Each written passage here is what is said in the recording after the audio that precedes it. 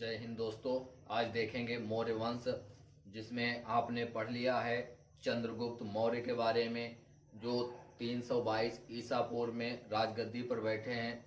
और उसके बाद आपने पढ़ा जो इनके पुत्र थे जिनका नाम था बिंदुसार, वो राजगद्दी पर बैठे हैं। और 298 ईसा पूर्व उसके बाद बिंदुसार के पुत्र हुए हैं अशोक, जिनको अशोक वर्धन भी कहा जाता है। उनके बारे में अध्ययन करेंगे और ये देखेंगे कब बैठे हैं अशोक वर्धन। ये मौर्य वंश के ही हैं और सबसे महान शासक हुए हैं सम्राट अशोक।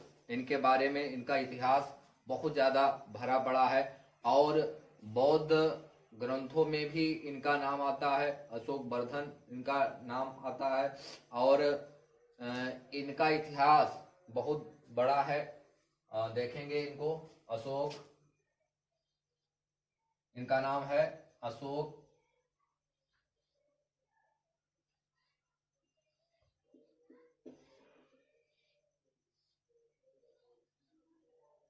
सम्राट अशोक।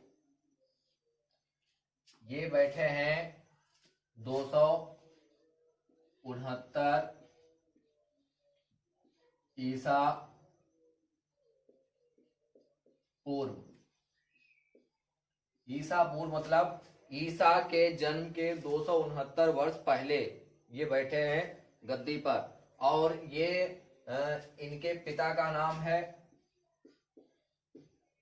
पिता का नाम इनका है बिंदुसार। और माता का नाम है, इनकी माता का नाम है सुभद्रांगी।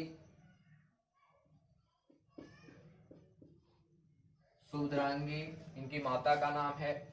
और अशोक के जो पत्नी है, इनका नाम है महादेवी। ये पहली पत्नी है, इन्हें 3 शादियां करी हैं, महादेवी। और पुत्र है, ये पत्नी है। और अशोक के पुत्र हैं महेंद्र, ये पुत्र है। और पुत्री है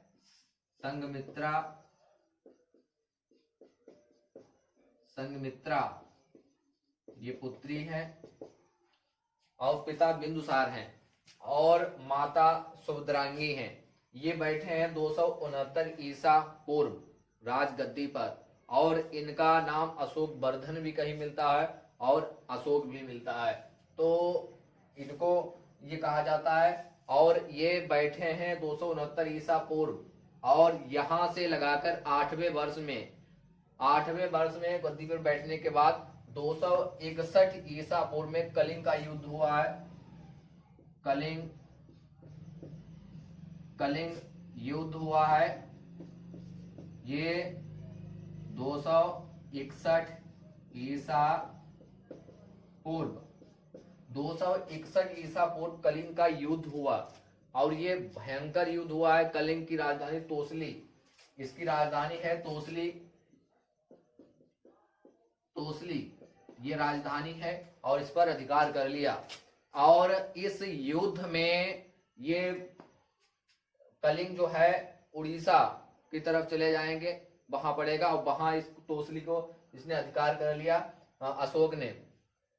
और इस युद्ध के बाद इसने देखा कि बहुत रक्तपात हुआ और जहां देखा खून ही खून, खूनों की नदियां बहीं। और इसमें बुजुर्ग, बच्चे, महिलाएं सभी का कत्ल हुआ और बहुत से लोग इसमें मारे गए। और इस युद्ध के बाद इसने बौद्ध धर्म स्वीकार कर लिया अशोक ने। इस युद्ध के बाद 261 ईसा पूर्व और एक अच्छा जीवन व्यतीत करने का इसने वादा किया। उपगुप्त जो थे बौद्ध भिक्षु, उन्होंने इनको बौद्ध धर्म की दीक्षा दी। जो बौद्ध धर्म स्वीकार करा है इन्होंने कलिंग युद्ध के बाद, बौद्ध धर्म अपना लिया और उपगुप्त ने दीक्षा दी। उपगुप्त। उपगुप्त थे ये, जो बौद्ध भिक्षु थे, बौद्ध भिक्षु, बौद्ध भिक्षु थे ये। और इन्होंने इनको दीक्षा दी अशोक को, और ये आ गए हैं बौद्ध धर्म स्वीकार कर लिया, इन्होंने बौद्ध धर्म स्वीकार कर लिया।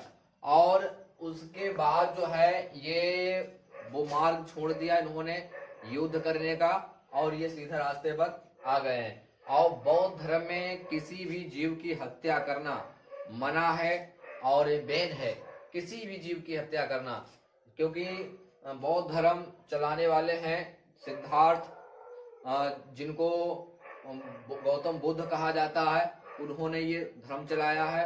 और उन्होंने किसी भी जीव की हत्या करना उसमें वर्जित रखा है, और बौद्ध धर्म स्वीकार कर लिया है अशोक ने। और बिंदुसार थे वो जैनिस्ट थे, वो जैन धर्म को मानते थे। और बिंदुसार ये आजीवक संप्रदाय से थे। और इन्होंने अशोक ने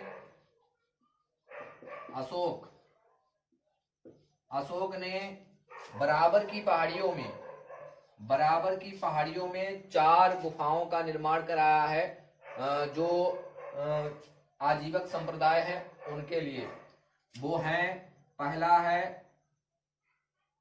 जिनका नाम है, एक झोपड़ी है सुदामा, कर्ज, चौपार और विश्व झोपड़ी।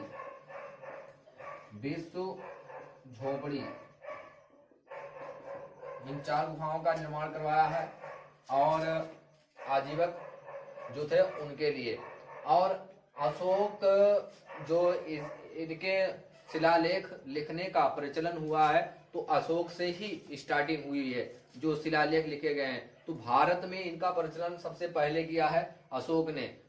जो सारनाथ स्थित पिलर है वो भी अशोक का ही है, और जो अपने यहाँ भारत ने अपनाया है, जिसमें अशोक चक्र, उसमें चक्र बना है, और जिसमें 4 शेर हैं, जो 3 ही दिखाई पड़ते हैं सामने से, और एक पीछे है।